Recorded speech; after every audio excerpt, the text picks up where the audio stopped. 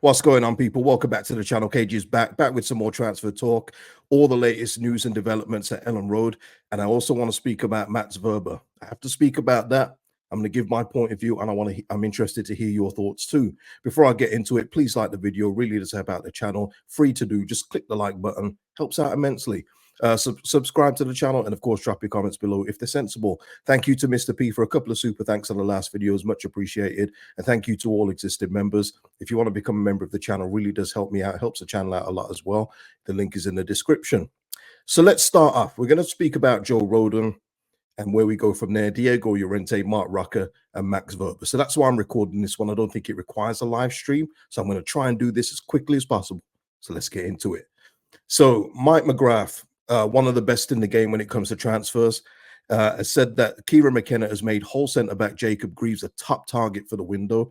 And included in that is that there is still a registered interest in Joe Rodon. So I don't think that it's just Jacob Greaves of Hull and then that's it. I think Ipswich will be looking to strengthen in a couple of areas, especially at centre-back, because you look at their centre-back options right now, they're not the strongest. So I can see Ipswich not just going for one, but going for both. And as it's been reported in many places, Joe Rodon is wanted by all of the promoted teams, absolutely all of them. And there may be some Premier League interest from teams that weren't just promoted as well. And this is where I go with this. We're hearing that Spurs are looking to do a deal for around 10 million.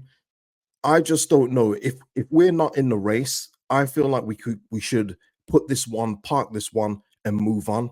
And listen, let me make it clear once again, I love Joe Rodon. He was fantastic. It's the reason why he's got the interest, because he was so good for us. So he's earned this kind of interest being in him. But if we're not getting the feelers from Rodon's camp that he wants to come back and that he's looking to dip his toe into the Premier League, I do think at this point in time, Leeds should move on. The transfer window is open. Pre-season is, basically around the corner. You want to get your ducks in a row as quickly as possible. Now, of course, if Joe Rodon's camp is saying, look, we're going to evaluate our options and see, who comes in with the best offer or who actually does make an offer. And if it's a Premier League team, we may want to take our chances. But I think that Leeds United should set their own personal deadline on it for Joe Rodon to make a decision and then consequently move on. I'm interested to hear your thoughts. I know that everyone wants Joe Rodon back, and I understand it. I do too. But I do think at some point we do need to cut it off and say, all right, we've waited this long. We do need to make sure that we're in good shape for preseason. We cannot have a preseason like last year. We're looking to move on. So I'm interested to hear your thoughts on that. What would you do at this stage? It's around 10 million. Should we go in for that? Or shall we let the Premier League clubs battle it out for Joe Rodon? I'm interested to hear your thoughts on that. In more news on defenders, Diego Llorente looks like the move to Roma isn't going to be happening, so he's going to have to find another home, as Daniel De Rossi does not want the Spanish centre back. So Diego Llorente, who by all intents and purposes seemed to be very happy at Roma, is going to have to find a new home. I don't see this one. I think this one is very different from the last summer's exits that happened so quickly. Diego Llorente for me was on the outs when he signed a new contract. I remember doing the video as well saying, I don't understand it. I don't understand why we've signed Llorente to a new contract. Reportedly he reduced his wages or something like that, but it added on another year for, I guess, transfer value. But it just didn't make any sense at the time to me. And we're currently paying for those consequences of doing that contract now, because now we can't get rid of him. So it's going to be interesting to see. I think he will have interest. I think there's definitely a club in Spain that will be looking to take Llorente on. How much we're going to get for him, I don't know. That we'll have to wait and see on that one. But yeah, the option for Roma is off the table. It's off the table. So Llorente is going to have to find a new home, and we shall see. Like I say, it's different for me from all the other ones from last summer, because he should have been gone already. And I've got nothing against Llorente. I just felt like the Premier League just wasn't for him. He just looked very out of place in the Premier League. And I don't know how the Championship would suit it. And I don't think Diego Llorente is looking for Championship football. So I don't even think it's a conversation starter about keeping Llorente. So we'll wait and see developments on that. Speaking of another exit, Marc Roca, who is able to go back out on loan this summer, which is very interesting, because it is reported from multiple outlets that Real Betis want him on a permanent deal. And you would think that, especially with Spanish football clubs, Real Betis as well, they've just signed somebody. I can't remember who they've signed, but it was like for 3 or 4 million. So you would think that maybe they'd just take advantage and take Roca for another year. But I think what Real Betis are looking at is that after this season, Marc Roca's contract has 12 months left.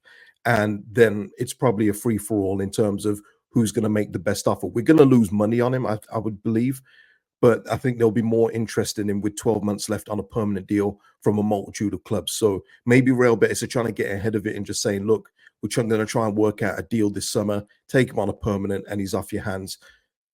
It's saying that Leeds aren't expecting an exit imminently, but I would expect Marc Roca not to be here. Like Llorente, I don't see any scenario where Marc Roca plays championship football.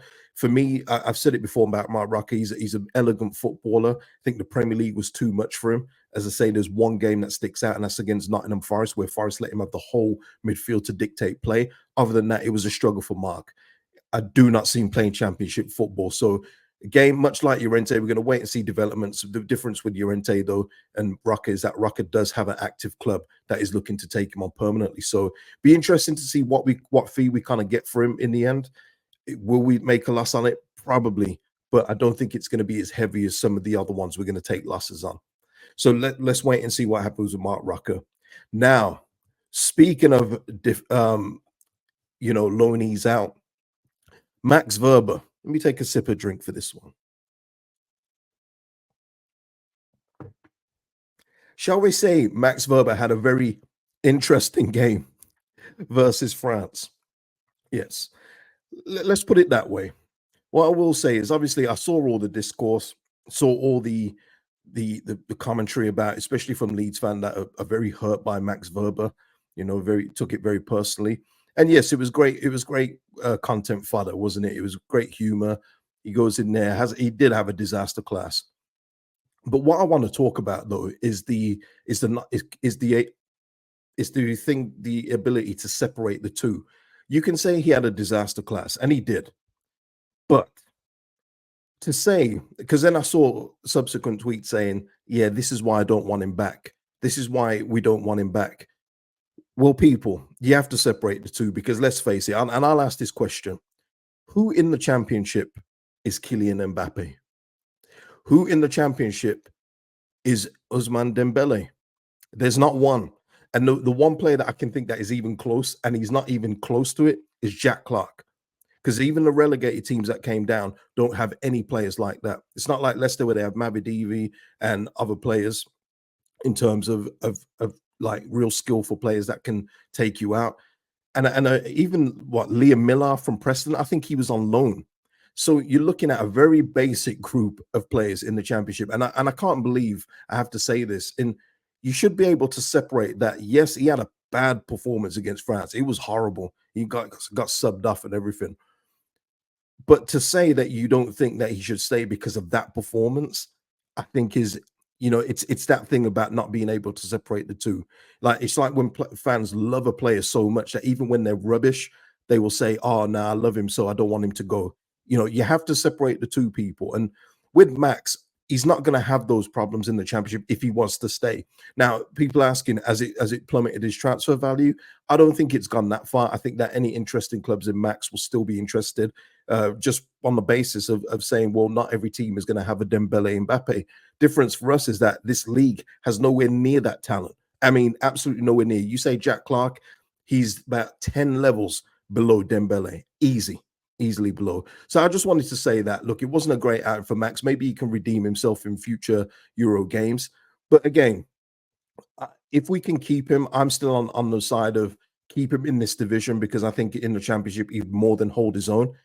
But I just wanted to say that you've got to separate the two people. No matter your dislike for Max Wöber, you've got to say, okay, yeah, he's not going to be coming up at Mbappe every week. And I think that's fair, right?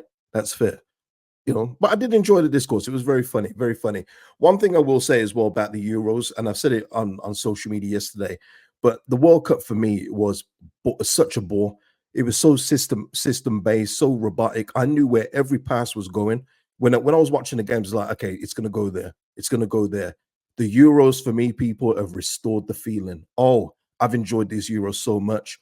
And it's funny, yesterday, a Turkish player, Arda Güler, who some of you may remember me speaking about last year, before we moved to Real Madrid and when we got relegated, I said, I would love to take Arda Güler. He's going to be a baller. At the time, he was at Fenerbahce. Maybe some of you remember. If you remember, let me know in the comments, please. But I said he's at Fenerbahce. He's destined for big things. And if he doesn't go to a club that is the tippy top, we should be the buffer. This was before we got relegated. We should be the buffer in before he goes to the top, because he's going to the moon. He's such a talent. And that goal yesterday was a beauty. Curler. But, you know, obviously he's at Real Madrid, so he don't need to go nowhere else now. But the point is, the Euros, man, for me, this is football again. The creative players, and it's more the youngsters. The next gen have got it. They've got it. You know, I look at Mbappe. He's obviously the best, one of the best in the world. But the new crop are coming up. Yamal, Gula, all these players, they're restoring the feeling again. And what I hope is that the coaches don't get a hold of them and coach this creativeness out of them. Let's not do that. Don't make these kind of plays system based. Let's let them ball out. And I think the next gen have got it, and it's wonderful to see. Wonderful to see. I'm enjoying it a hell of a lot. But that is it for the video, people. Let me know about anything I've said in the video. Give me your thoughts about anything I've said. Please drop your comments. Like I say, like the video, really does help. And yeah, share the video around as well. I'll see you in the next video, people. Have a good one. Peace out.